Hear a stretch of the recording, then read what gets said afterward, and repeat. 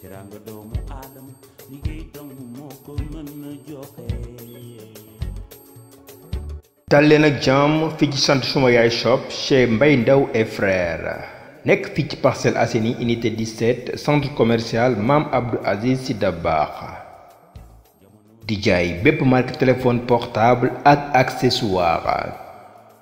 téléphone yi gën a tendance fekk ko sant suma yaay shop chez Mbaye Ndaw et frère. xoolal iPhone yu mujjee génn ñu jaay la ko garantir la ko ci lu wóor.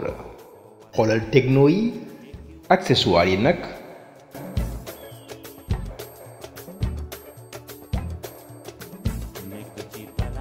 sant suma yaay shop chez Mbaye Ndaw et frère yamuñu rekk ci jaay téléphone.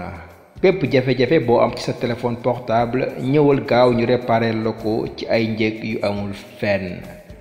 sant suma yaay shop chez Mbaye Ndaw et frère fekk ñu fii ci Parcelles Assainies unité 17 centre commercial Mame Abdou Aziz Sy Dabakh wala nga wooñu ci 77 905 63 77 wala 78 459 01 03 wala 77 249 95 00 ak sant suma yaay shop chez Mbaye Ndaw et frère jaaxle téléphone jeex na.